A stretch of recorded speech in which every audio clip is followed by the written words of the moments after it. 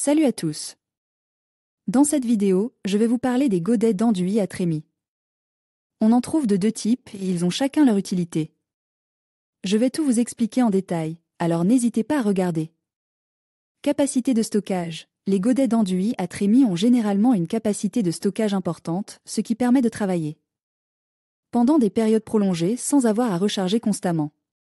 Écoulement facile de l'enduit. La trémie conique facilite l'écoulement de l'enduit, réduisant les éclaboussures et les pertes. Poignée confortable. La plupart des godets d'enduit à trémie sont équipés de poignées confortables pour une manipulation facile. Construction robuste. Les godets d'enduit à trémie sont généralement fabriqués en matériaux durables comme le plastique ou le métal, ce qui les rend résistants à l'usure. Économie de temps et d'effort. Les godets d'enduit à trémie permettent un chargement rapide et un écoulement facile, ce qui accélère le processus d'induction. Réduction des déchets. La conception de la trémie minimise les éclaboussures et les pertes, ce qui permet d'économiser de l'enduit. Ergonomie améliorée. Les poignées confortables réduisent la fatigue et les tensions musculaires. Utilisation polyvalente. Les godets d'enduit à trémie peuvent être utilisés pour divers types d'enduits et de surfaces. Poids élevé lorsqu'ils sont pleins. Les godets d'enduit à trémie peuvent devenir lourds lorsqu'ils sont remplis, ce qui peut être fatigant à manipuler. Coût. Les godets d'enduit à trémie sont généralement plus chers que les godets traditionnels. Nécessité d'un nettoyage régulier. L'entretien et le nettoyage régulier de la trémie sont essentiels pour un bon fonctionnement. Chargement et écoulement manuel, adapté aux petits projets. Chargé par un compresseur d'air, adapté aux projets de moyenne envergure. Alimenté par l'électricité, automatise le chargement et l'écoulement, adapté aux grands projets.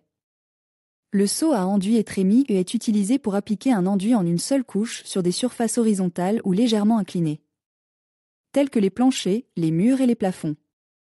Il permet de travailler rapidement et efficacement, sans avoir à transporter constamment l'enduit depuis un autre récipient. Remplissez le seau à enduit avec l'enduit. Ajustez l'ouverture de la trémie pour obtenir le débit d'enduit souhaité. Tenez le seau légèrement incliné et appliquez l'enduit sur la surface en le poussant avec la truelle. Lissez l'enduit à l'aide d'une règle ou d'un niveau. Pour fabriquer un seau à enduit et trémie de vos propres mains, vous aurez besoin des matériaux suivants. Un seau en plastique dune. Capacité de 10 à 15 litres. Un tube en PVC d'un diamètre de 100 mm et d'une longueur de 200 mm. Un morceau de contreplaqué de 10 mm. D'épaisseur et de 200x 200 mm. Des vis et des écrous. Un foret et un tournevis. Instruction. Découpez un cercle dans le fond du seau, d'un diamètre légèrement supérieur à celui du tube en PVC. Insérez le tube en PVC dans le trou et fixez-le avec des vis et des écrous.